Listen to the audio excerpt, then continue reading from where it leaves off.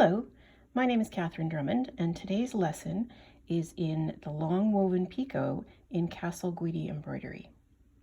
A long woven picot is a really versatile stitch that can be used for a lot of different things, like flower petals, octopus arms, and rolled roses. In order to stitch this, you're going to need a few things. You'll need some prepared fabric, preferably in some sort of a frame. I like to use an embroidery hoop, but Q-snaps or a scroll frame also work.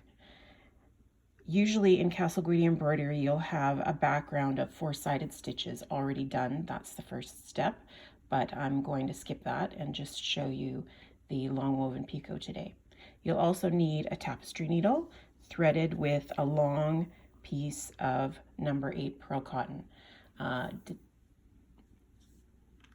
How long you want this pearl cotton to be depends on how long you want your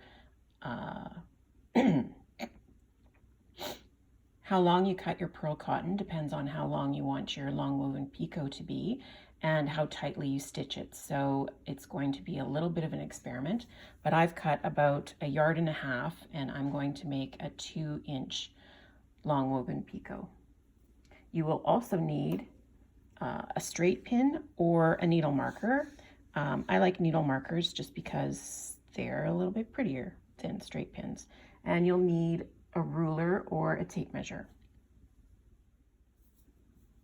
You'll secure your working thread, the long piece of number 8 pearl cotton, in the back of your four-sided stitch and come up where you want the base of your long woven picot to be. Then we'll take the ruler and measure from that spot out in the direction that you want your picot to go. And as I said, I'm going to make mine 2 inches. So this is a 4-inch mark. So I'm going to put my needle marker at the 6-inch mark. So that's going to be a 2-inch long woven picot. And I'm going to wind this working thread around that needle marker and plunge down to the back of the work a few fabric threads away, maybe less than 1/4 inch. Then I'll come up again in between the two spots, where I came up and when I went back down again, and wrap around here again. Now we have 3 long threads. I like to call them foundation threads because they're the foundation of the long woven picot. And what we're going to do is we're going to weave on those. So I like to start the weaving down here where it's very clear which order the threads are in. You'll see up here it's a little bit confused. Which one is the left one? Which one is the middle one? It's kind of hard to tell up here. So I like to do this down here at the beginning and go under the right hand one, over the middle one, and under the left hand one, and then push that right up to the top and pull all this thread through. And you want to go a little bit slowly with this because when you pull on a really long thread quickly, it has more of a tendency to wrap around itself and cause knots. And because we're working with such a long thread, you really don't want to knot it up. Now, going back the other direction, you go over the left hand one, under the middle one, and over the right hand one. And I like to use the needle to push the previous weaves up. This makes them sit the way that they should. And these weaves shouldn't be too tight and they shouldn't be sloppy. So just tight enough to wrap nicely around the foundation threads and not really cranked. And again, every row you use your needle to push the previous wraps up.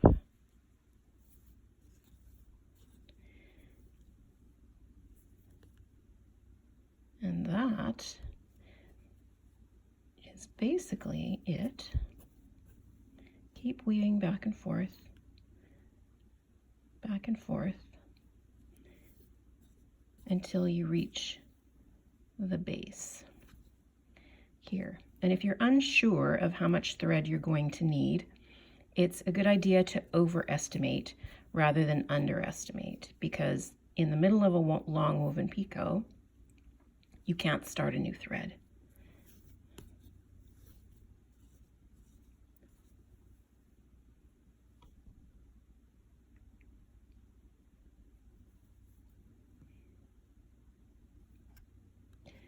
When you cut your thread, it's better to overestimate than underestimate how much thread you need, because you can't start a new thread in the middle of a long woven picot. At no point in making this picot do you pierce the fabric other than right here at the base. So once we remove this marking pin, this long woven picot will be free from the fabric, and there's no way to hide a new thread end in there. So you've got to make sure you're going to have enough thread.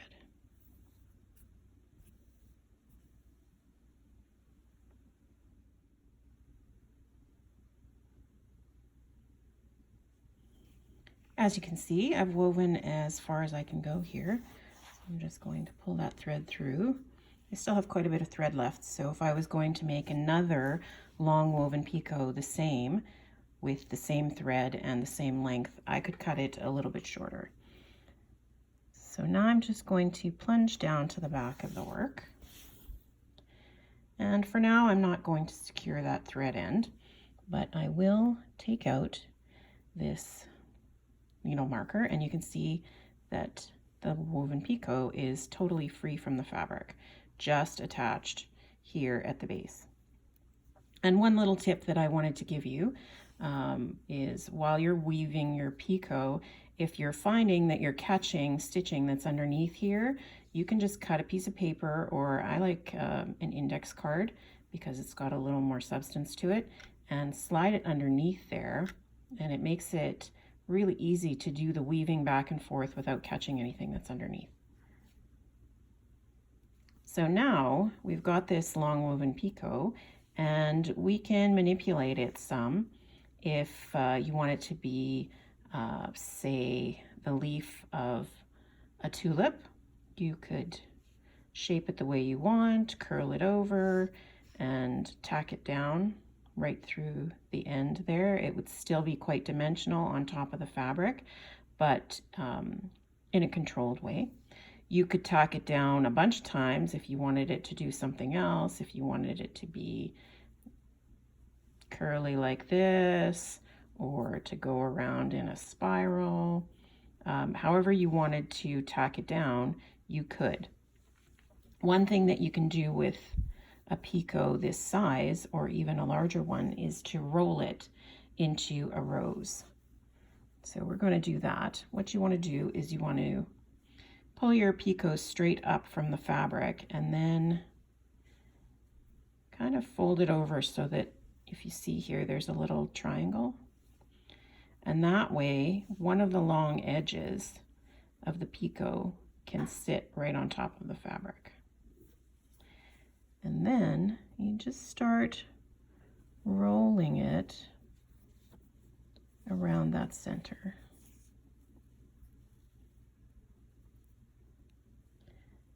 If you can see that, there's a little bit of a roll there. Once you've got about that much, you can start coming up from the back of the work with that extra thread that we haven't finished off yet, right next to the roll, and pierce just the edge of the picot and back down into the fabric. And that holds that roll in place now. So I'll wind I'll wind this around itself a little bit more.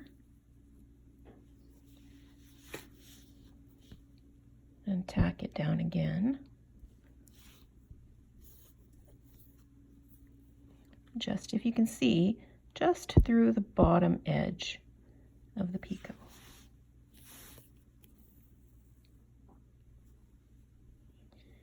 And I'll keep doing that.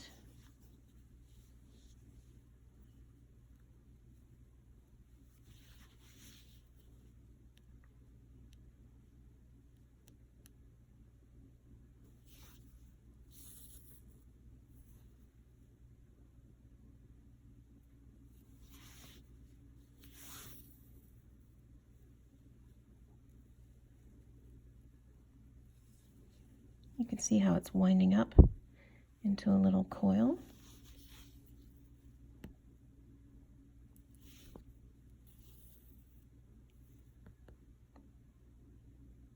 And you can take about 2 or 3 tacking stitches per revolution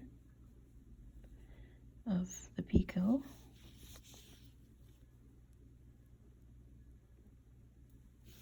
And if you're careful about it, they basically don't show.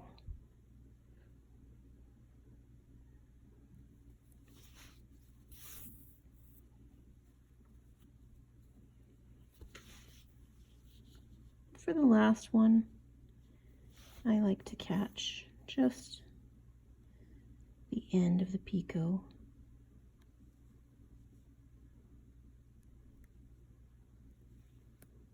There we go. There we go, and tack it down.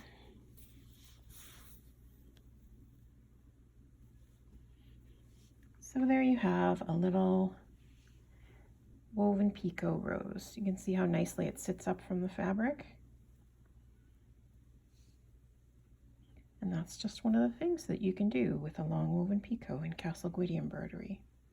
I hope that you found this video useful and that you enjoy making long woven picots as much as I do. Happy stitching!